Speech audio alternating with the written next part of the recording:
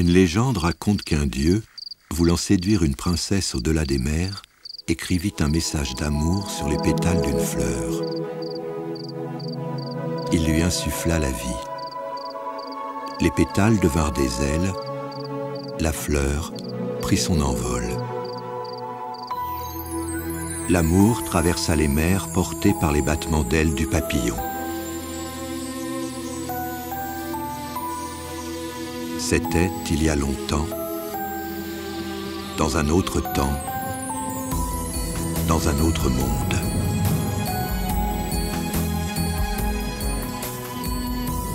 Aujourd'hui, un battement d'ailes de papillon au bout du monde peut provoquer quelques semaines plus tard une tempête sur New York. Ce phénomène, décrit en 1961 par le météorologue Edward Lorenz, est appelé l'effet papillon. Cette notion ne concerne pas seulement la météo, elle s'applique aussi aux sociétés humaines. Prenons au mot Edward Lorenz et allons à Muret, dans le sud de la France, pour essayer de comprendre comment un papillon appelé Goliath Titan se retrouve dans une boîte à insectes, sur une cheminée, entre une poupée des îles Salomon et une porcelaine de Limoges. Quel a été l'extraordinaire itinéraire de ce papillon? Par quel concours de circonstances il se retrouve chez Jean-Marc Sor, né en 1963 à Saint-Gaudens, en passant par les mains de Tetsuo Miyashita, né en 1946 à Tokyo, quelque temps avant par celle de Bendito C, né en 1966 à Bulolo, et bien avant encore par celle de Kepas Isaac, né en 1970 à Gumi.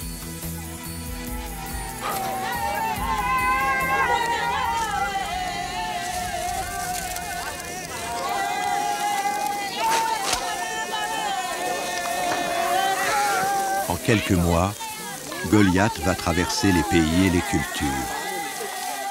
Cet insecte de légende va faire courir des hommes tout autour de la planète.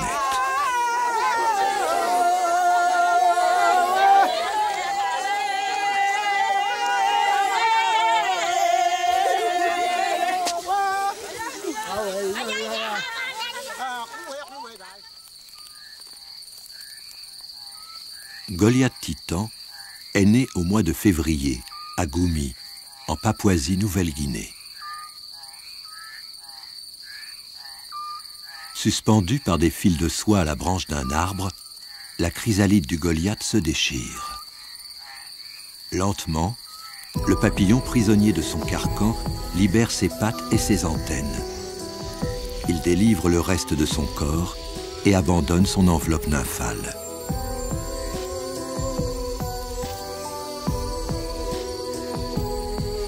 Les ailes bouchonnées et chiffonnées, le papillon se suspend à un rameau. De l'air et du sang sont pulsés lentement dans les nervures pour le déploiement final. De son vrai nom, Ornithoptera Goliath Titan fait partie de la famille des papillonidés, dont les membres comptent dans leur rang les plus grands papillons du monde. Certaines femelles ornithoptères peuvent atteindre 25 cm d'envergure.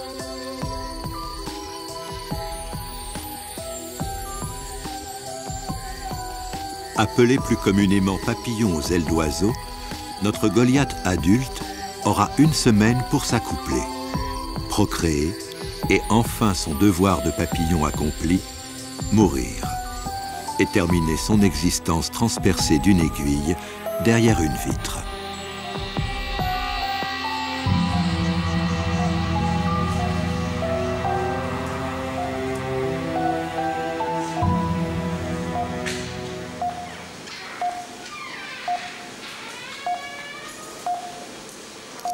C'est à l'hôpital Rangueil de Toulouse, dans le bloc opératoire de chirurgie cardiaque, que nous avons retrouvé, caché derrière son masque, le propriétaire de Goliath.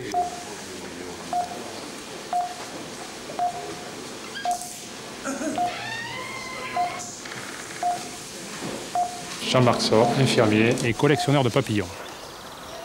C'est le début du rêve. La possession de l'insecte, c'est le début du rêve. C'est à partir de ce papillon qu'on a matériellement entre les mains, repartir à l'aventure à travers notamment les grands explorateurs du siècle dernier qui l'ont découvert et dans un premier temps rêver et puis parfois réaliser ce rêve et aller sur place un peu sur les traces de ces explorateurs, ce que j'ai eu la chance de faire à 2 ou 3 reprises.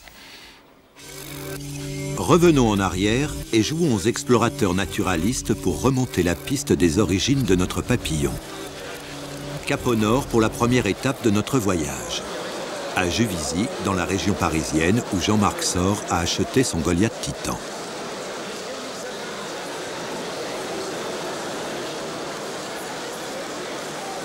Chaque année, la foire internationale d'insectes de Juvisy devient la Mecque des entomologistes amateurs et professionnels qui convergent du monde entier vers cette ruche bourdonnante pour vendre, acheter ou encore échanger.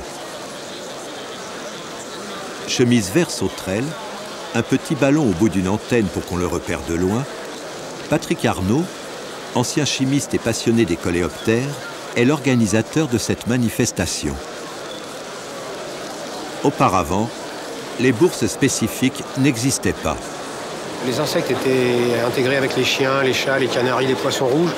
Et les gens ne se sentaient plus bien du tout. Bon, avoir des insectes morts à côté du stand de Brigitte Bardot, on avait des réflexions telles que vous les tuez, ces pauvres petites bêtes, enfin, pas du tout. Des gens qui étaient plus habitués à voir des animaux de compagnie, donc leur présenter des insectes morts, ils n'arrivaient pas à comprendre pourquoi on pouvait prendre plaisir à avoir des bêtes mortes dans une boîte. Bon, ce que je leur disais toujours, vous prenez une crevette, vous la mettez, vous la naturalisez, vous la mettez dans une boîte, c'est pas bien. Par contre, la même crevette, vous la mettez sur du riz avec de la sauce et de la gastronomie, là c'est très bien. Pourtant, le résultat est le même, vous avez tué une crevette.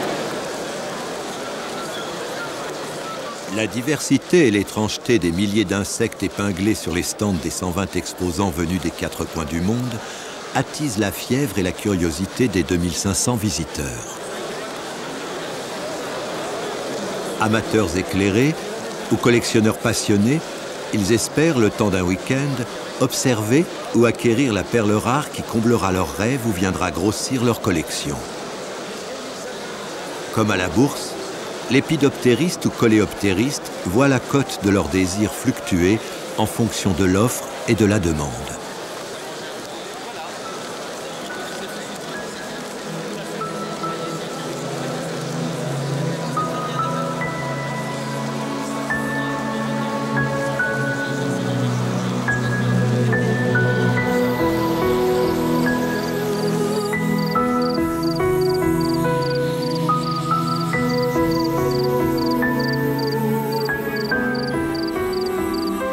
À quoi rêve un homme qui se plonge dans la contemplation d'un papillon? Cherche-t-il à percer le secret d'un monde où tout ne serait que beauté, calme et volupté?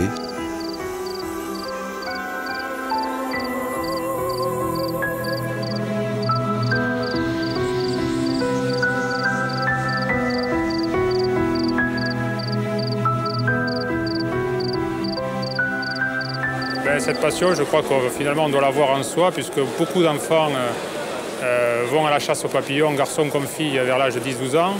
Et ensuite, à l'adolescence, la plupart laissent tomber et passent à autre chose. Et moi, ça m'est resté. C'est une façon de découvrir la nature extraordinaire. Ce qui fait qu'à chaque été, à chaque fois que la belle saison revenait, c'était toujours un épanouissement que de repartir vers la nature grâce aux insectes et aux papillons. Les insectes en général et les papillons, je suis tombé tout petit quand j'étais dedans.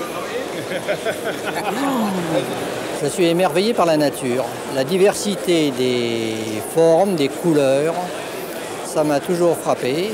Depuis ma plus jeune enfance. Et je n'ai jamais cessé de m'intéresser aux insectes. J'aime regarder les papillons, mais j'aime bien toucher les coléoptères. C'est plus lourd. Il y a aussi les libellules, il y a les criquets, il y a les montres religieuses, il y a toute la diversité qui est attrayante parce qu'ils sont tous pareils quand on ne les connaît pas bien et ils sont tous différents quand on veut s'y pencher un peu. Une collection des insectes est quelque chose d'extraordinaire parce que permet à personne de cultiver un intérêt naturalistique avant de tout, scientifique deuxième choix, et surtout il y a la seule possibilité d'avoir une véritable collection des choses de la nature en miniature, et dans une chambre vous pouvez avoir un résumé du monde entier et de la vie. Un jour, par hasard, je donne un coup de pied dans une bouse de vache et je m'aperçois qu'il y a des insectes qui vivaient dans la bouse de vache. Alors ça m'a tellement fasciné de voir qu'il pouvait y avoir des insectes dans la bouse de vache que je me suis mis à étudier pour essayer de voir quelles étaient les espèces qu'on trouvait dans les bouses de vache. C'est la raison pour laquelle je suis devenu, je suis et je serai un entomophile et un entomologiste.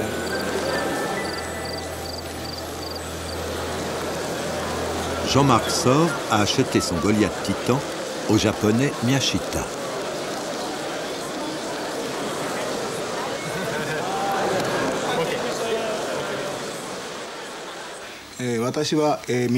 Je m'appelle Tetsuo Miyashita. Je suis collectionneur d'insectes, mais je les vends aussi. Admiré par certains, jalousé par d'autres, Miyashita est un mythe vivant pour les entomologistes de Juvisy. Considéré comme un milliardaire, sa soif d'insectes n'a pas de limite. Il dépenserait plus de 15 000 € en 2 jours. Revenons donc en arrière et suivons notre nouveau guide, le mystérieux Miyashita devenu le fil d'Ariane de notre quête. De Mothra le papillon géant à Godzilla en passant par les Pokémon, le pays du soleil levant a toujours été fasciné par les monstres et les insectes. Miyashita a poussé sa passion à l'extrême. Sa collection serait une des plus importantes au monde.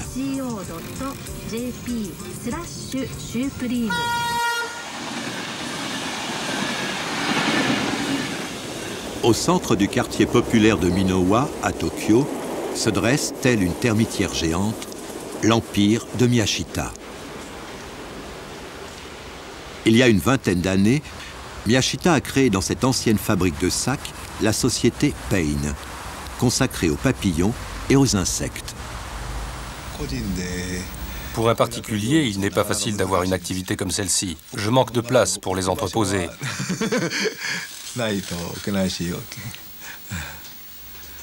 Avec ce commerce, je reçois énormément d'insectes.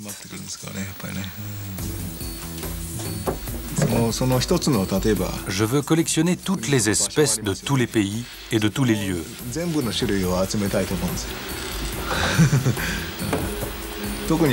Ce n'est pas parce qu'ils sont jolis. C'est simplement que je veux avoir toutes les espèces de papillons.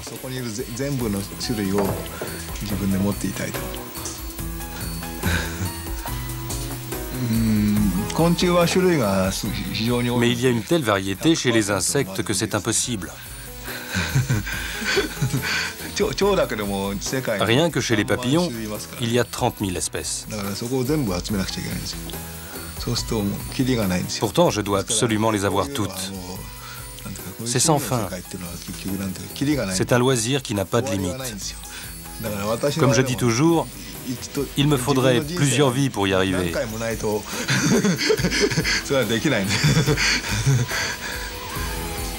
Dans la salle du trésor de Miyashita, les joyaux dorment dans des écrins rangés dans des boîtes de carton.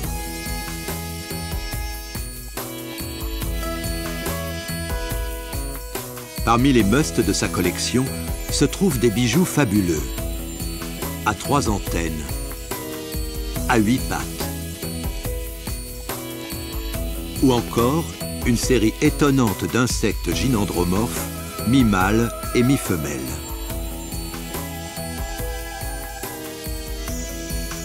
Mais quel est le prix d'un de ces spécimens?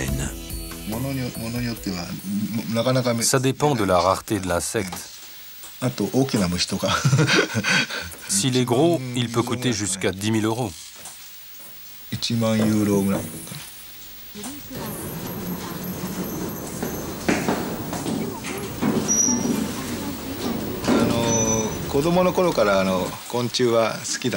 J'aime les insectes depuis l'enfance.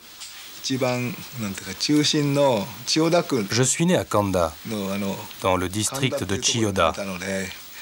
Kanda est en plein centre de Tokyo, complètement coupé de la nature.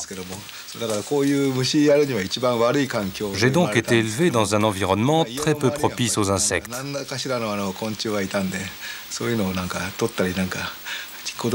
Pourtant, il y en avait quelques-uns, à côté de chez moi. J'ai passé mon enfance à les attraper. Je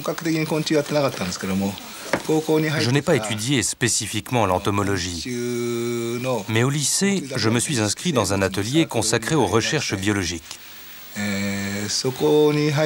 Là, j'ai rencontré des élèves plus âgés qui s'intéressaient aux insectes. C'était un monde nouveau pour moi. Et je m'y suis totalement plongé. J'ai alors commencé à collectionner les papillons pour le plaisir. Et petit à petit, je me suis mis à les vendre. Mais je n'imaginais pas que ça marcherait si bien.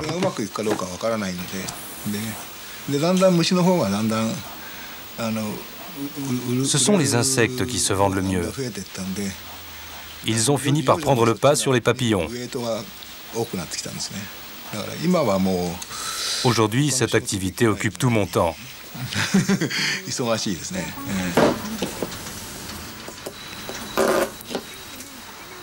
De Morphoneoptolémus du Pérou à la grande lucane dorée de Bornéo, on trouve tout chez les Miyashita. La diversité des insectes proposés n'a d'égal que leur prix, de 4 à 1500 €. Secondé par sa femme, Miyashita vend l'insecte mort, mais aussi l'insecte vivant, en particulier les coléoptères. Rien qu'au Japon, Miyashita possède un peu plus d'1 millier de clients. Mais tous ne se déplacent pas. L'essentiel des ventes se fait par Internet. Ce commerce insolite génère un chiffre d'affaires annuel de 90 millions de yens, soit 300 000 €.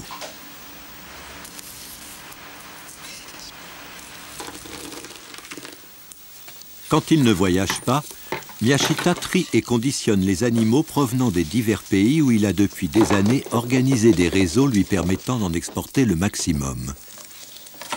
Aujourd'hui, il réceptionne la dernière livraison. Les coléoptères vivants arrivent emballés comme des bonbons. Triés et nourris immédiatement d'un petit pot de confiture, ils deviendront scarabées de compagnie dans les foyers nippons où ils sont considérés comme porte-bonheur. Mais tous n'ont pas eu cette chance. À l'étage des stocks, plus de 100 000 cadavres sont entassés. Symbole de résurrection pour les Égyptiens, les scarabées attendent une hypothétique renaissance chez un collectionneur pour exhiber l'élégance de leur forme et la richesse de leurs couleurs. C'est là que nous pouvons voir que notre Goliath de Muret n'est pas le seul à s'être fait épingler.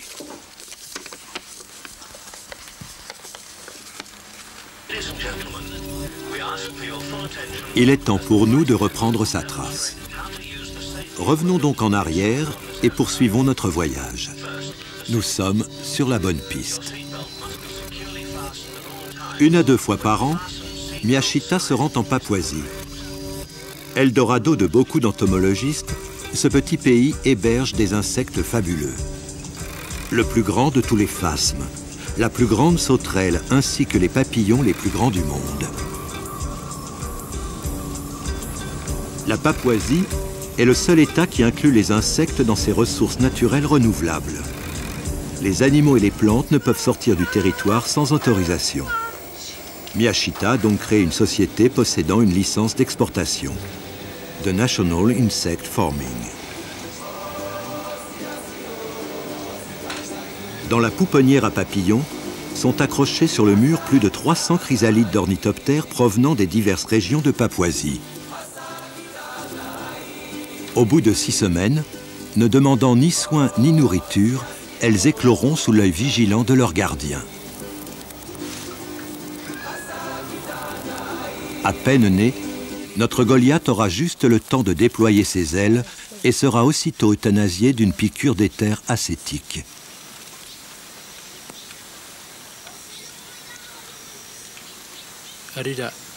Sa mort sera aussi brève qu'aura été sa vie.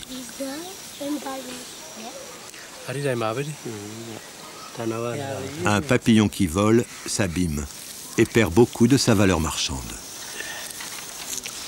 Miyashita a placé à la tête de la société un homme du pays. Il lui a acheté une voiture et construit une maison. Je m'appelle Bendi Tose. Je suis l'assistant de M. Tetsuo Miyashita. Je m'occupe de sa société en Papouasie-Nouvelle-Guinée.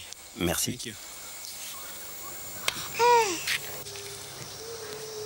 L'activité de l'entreprise n'est pas centrée uniquement sur l'élevage du Goliath. Ce jour-là, par exemple, Bendi a réuni toute sa famille pour le conditionnement des phasmes-feuilles. Pour éviter que ceux-ci perdent leur couleur, ils sont éviscérés vivants et bourrés de ouate.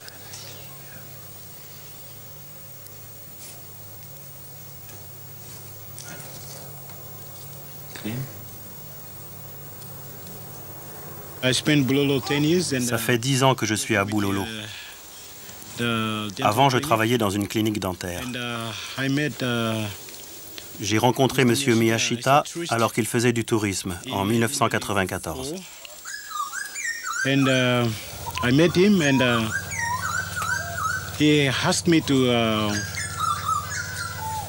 m'a demandé d'aller en forêt chercher des papillons et des insectes pour lui.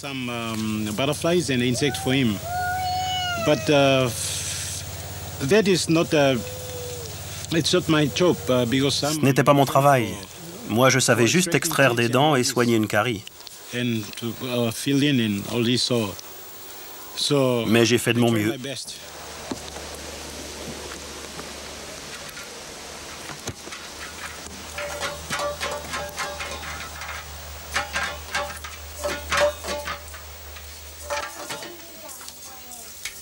Préparatifs de départ pour Miyashita.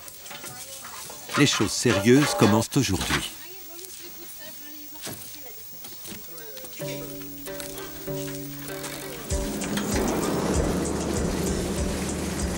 Accompagné de Bendi, il part dans les montagnes à la rencontre des vendeurs d'insectes.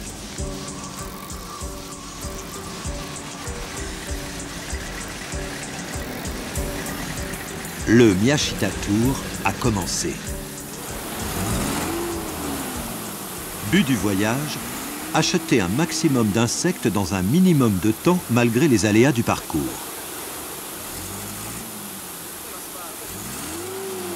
Aujourd'hui, Miyashita mettra plus de 12 heures pour faire 80 km.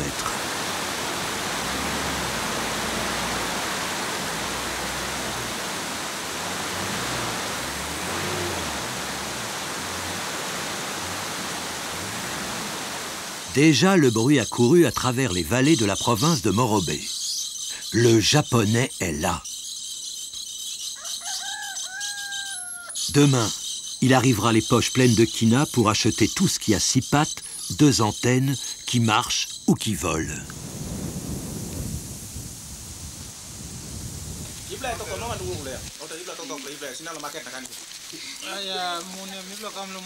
Première étape à Bulolo, où Miyashita a ses repères au Pine Lodge.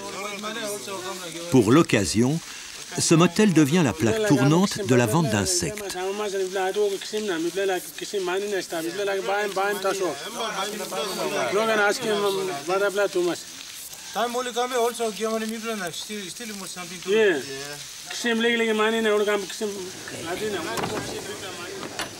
La circulation d'argent engendrée par les transactions nécessite la haute protection de la police. Venus de très loin, les vendeurs attendent des heures avant d'être reçus par Miyashita sur la terrasse de sa chambre. C'est maintenant au tour de Matthew Eleken, étudiant en technologie et grossiste en insectes.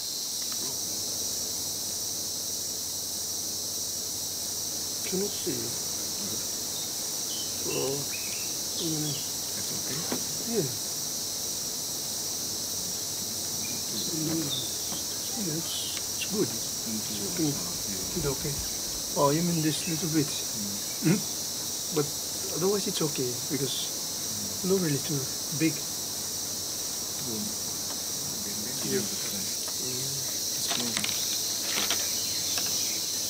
Make a 5? How much you think to buy for this one? This is cheap, I think. This is very cheap. For this one? 5? I don't know how much it is if they're buying this one. If they're buying this for 15. 15? Yes. I don't think so, baby. Yes. No, surely no. 15 kina? They usually calculate they buy 15 because of those people they collect it. They live far away. They live some distance away from Bololo town. So because due to sometimes they went around, it's they used up their sort of energy, and the other thing is because they waste their money to buy the PMB and then they come all the way to sell this. So sometimes they, I mean not selling price, asking buying price. Buying price. Okay. The selling price is okay, buying price. Yeah. Okay. No. This one they buy it for 8 kina. I don't think so. More cheap. Surely more cheap. If you're selling 15, I think they pay only 3 to. Okay. It's anyway. You decide whatever price you want to buy for this one. It's okay. I just accept it. Please bring good one. I pay good price. So you pay 30, I can pay double more than double. Oh yeah. Yeah. So like this one, I have so many stock now. I have every time coming here this one. This one. I need a more special one. Oh, special ones. Okay. You understand that? You're working so you know that very rare species, no? Yeah. That's right. Yeah. Like Ginanthropomorph butterfly. Yeah. Cannot get half male and female.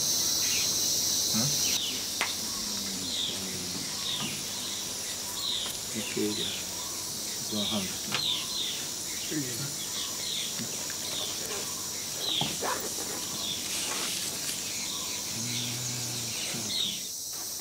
The price that I was expecting from him. Je ne m'attendais pas à ce genre de prix.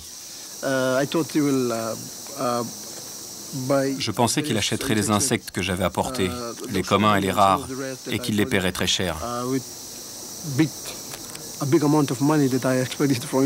Mais il a payé le minimum. Il a imposé ses propres prix.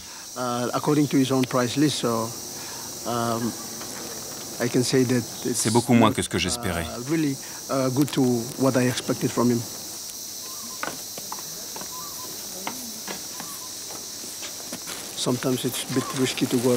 Parfois, c'est risqué d'aller à la chasse aux papillons.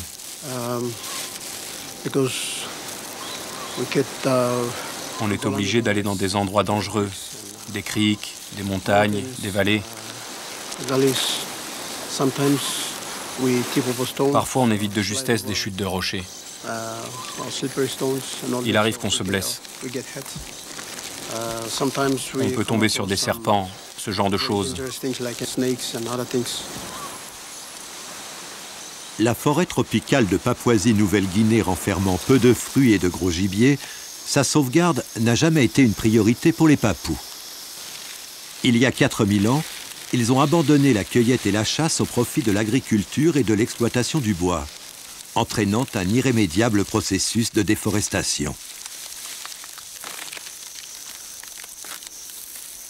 Depuis une quinzaine d'années, l'intérêt des entomologistes du monde entier pour les insectes et les papillons a changé leur vision de l'environnement.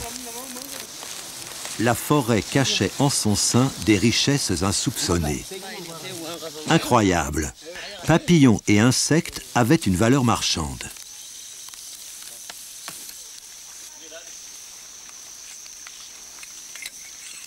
Cette nouvelle source de revenus semblait facile et inépuisable dès lors que l'on préservait leur habitat.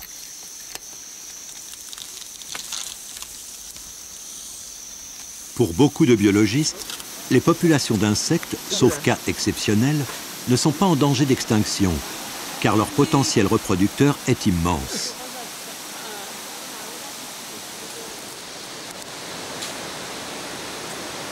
Le commerce de l'insecte pouvait sauver indirectement la végétation tropicale. D'où cette idée saugrenue émise par certains, tuons les papillons pour sauver la forêt.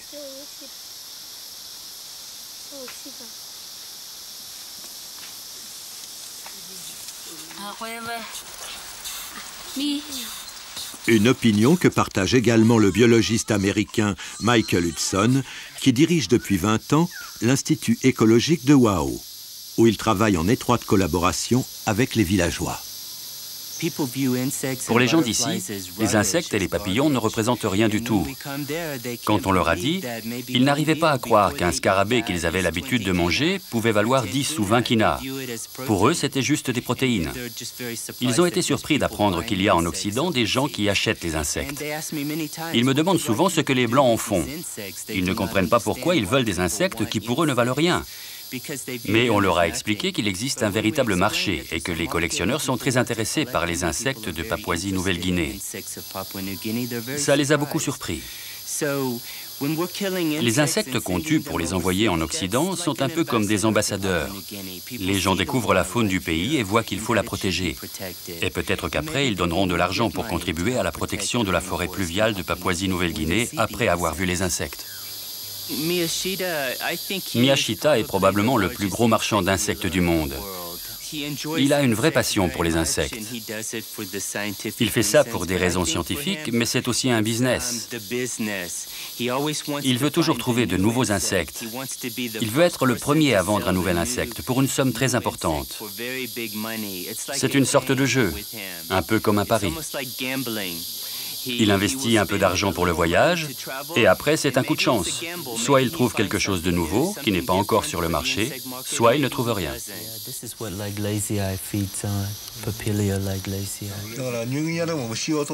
En Papouasie-Nouvelle-Guinée, il n'y a pas beaucoup d'endroits où l'on chasse les insectes. Il y en a même très peu, 5 je crois. Il reste donc de nombreux endroits où trouver de nouveaux insectes. Mais ça coûte très cher. L'accès est souvent difficile, c'est un gros problème. Pour explorer un nouvel endroit, il faut affréter un avion ou un hélicoptère. Mais on n'a pas le choix. Il y a beaucoup d'endroits qui nous intéressent, mais ils sont difficiles à atteindre.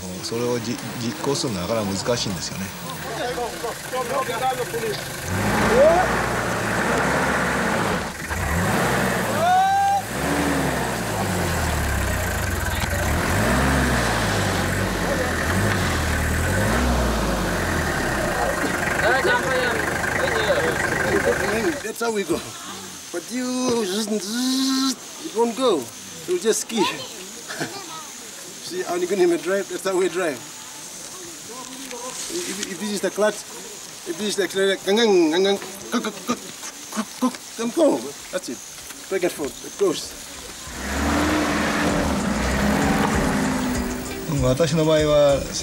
J'achète dans le monde entier et j'investis beaucoup d'argent. Je connais beaucoup de gens.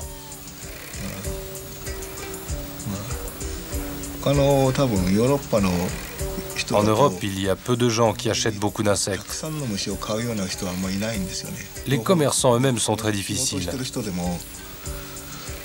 Ils achètent à bas prix et revendent très cher.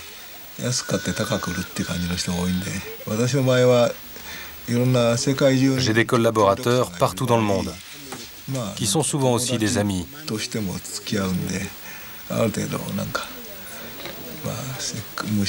Ils chassent les insectes exprès pour moi, et je leur achète tout ce qu'ils trouvent. Alors j'achète énormément. De leur côté, mes vendeurs font des efforts pour pouvoir acheter à nouveau. Si l'on ne vend pas, on n'achète pas. Je suis un gros travailleur. Je travaille tous les jours, je ne m'arrête jamais. J'ai accumulé un nombre incroyable d'heures de travail depuis le temps. Je fournis de gros efforts, moi aussi, et c'est grâce à ça que je peux continuer.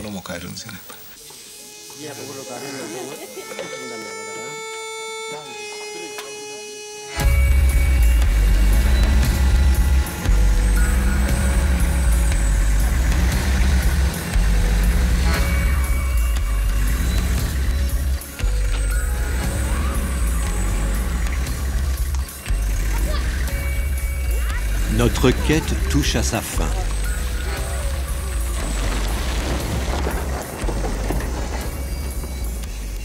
Dernière étape, Goumi.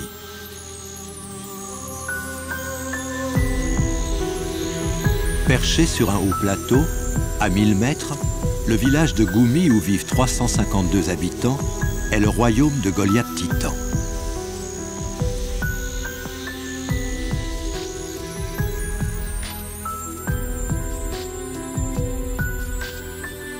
À la saison des amours, le mâle et la femelle s'attirent en répandant dans l'air des substances volatiles aphrodisiaques.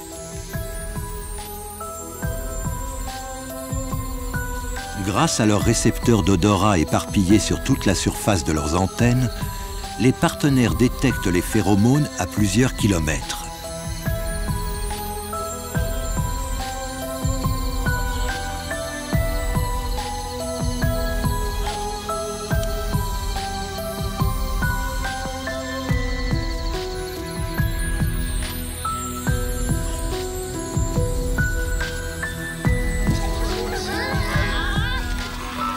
Altitude, configuration géobotanique ou conditions climatiques, Goumi est le seul endroit au monde où l'on puisse observer Goliath Titan.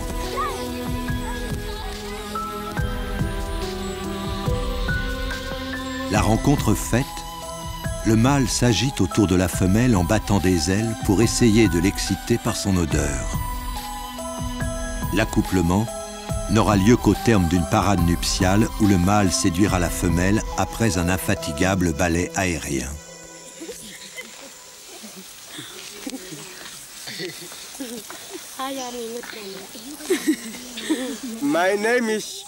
Je m'appelle Kepas Isaac. Je suis du village de Goumi, dans le district de Bololo, à Morobe, en Papouasie-Nouvelle-Guinée. Nous chassons les papillons pour gagner notre vie. Quand j'étais petit, la chasse aux papillons n'existait pas. Ça a commencé en 1992.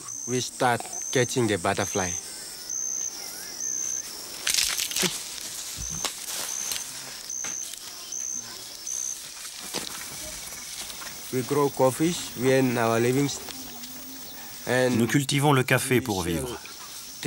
Et nous vendons du bois. Il y a une compagnie locale qui achète le bois. Ils nous payent un salaire mensuel.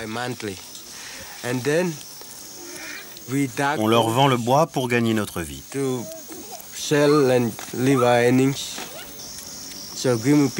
Voilà quels sont nos moyens de subsistance ici, au village de Goumi.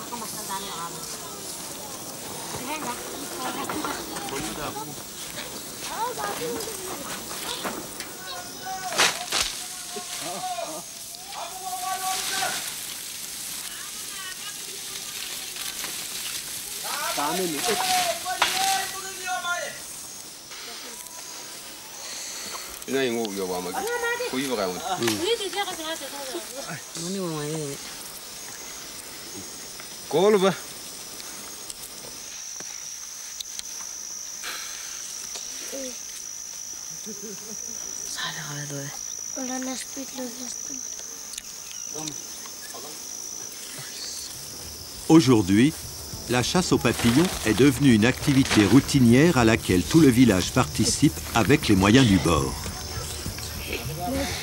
Plus surprenant encore, comme ailleurs on élève les lapins, ici, à Goumi, on pratique depuis une quinzaine d'années l'élevage du Goliath Titan.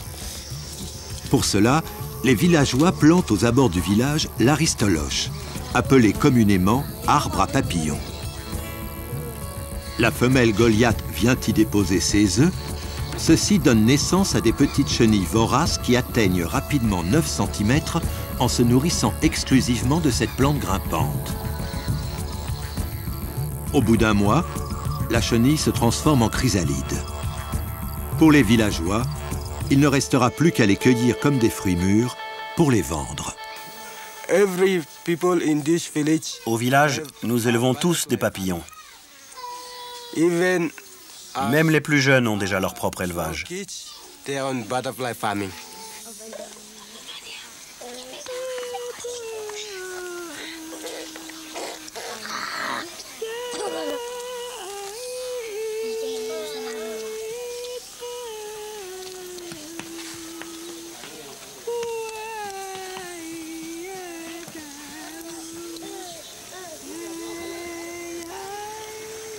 Goumi est en pleine effervescence.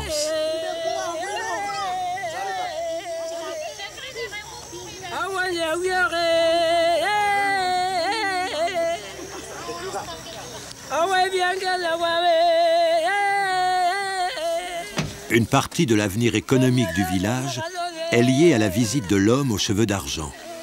Aujourd'hui, chacun lui présentera le fruit de son élevage et de ses collectes.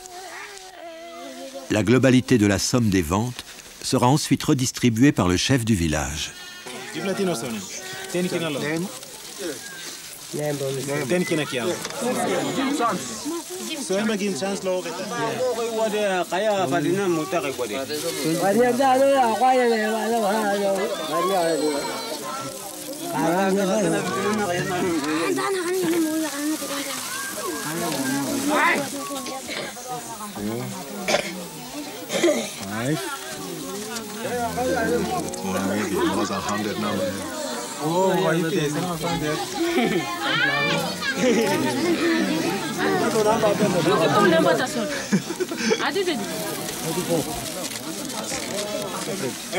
one will soon come out. No, it's ready to age out. Yeah? Yes. So maybe tomorrow age out. So we keep separate. It's okay. It's okay.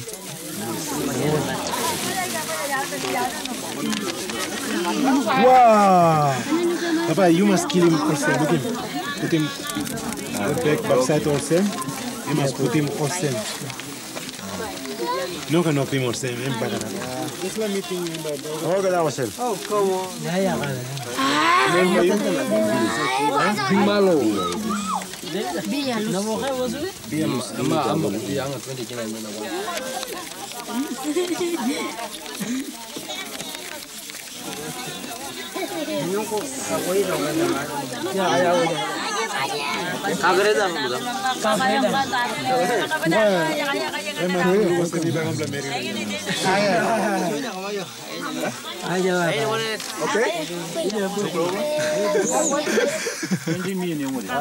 It's very big money for them.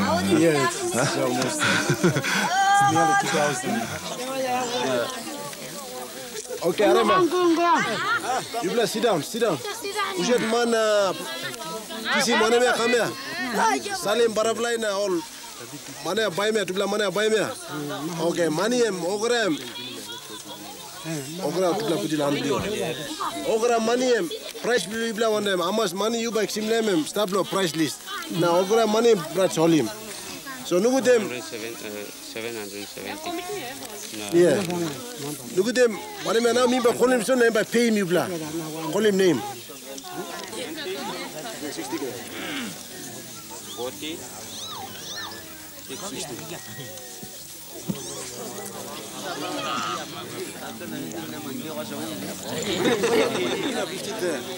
50 big money, I'm not giving them.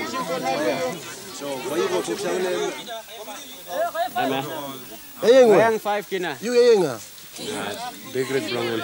Okay, you go buy biscuit.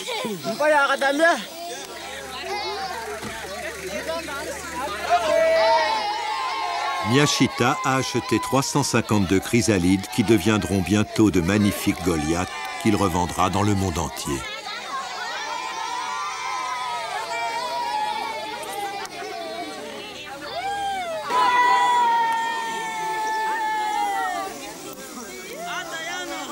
Un battement d'ailes de papillon en Papouasie peut provoquer, une semaine plus tard, une tempête à l'autre bout du monde. David Kepas Jr., né le 12 décembre 1996 à Goumi, Papouasie, fils de Isaac Kepas, chasseur de papillons, joue aux billes. À 20 000 km de là, Hugo Sor, né le 4 juillet 1997 à Toulouse, France, fils de Jean-Marc Sor, collectionneur de papillons, joue aux billes.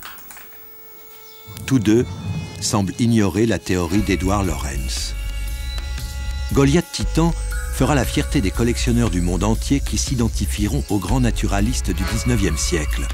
Ceux qui le contempleront admireront sa taille et sa beauté. Goliath Titan, devenu une nouvelle manne de bienfaits pour les villageois qui l'élèvent, freine la déforestation. D'autres voient dans le destin tragique de Goliath né pour mourir la destruction de la nature, le commerce inéquitable, une sorte de théorie du chaos appelée plus communément l'effet papillon.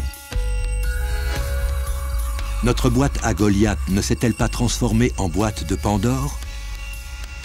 Il est temps pour nous de la refermer et de laisser, dans le silence de sa boîte, notre Goliath couvrir de ses battements d'ailes immobiles quelques-uns des maux de notre civilisation.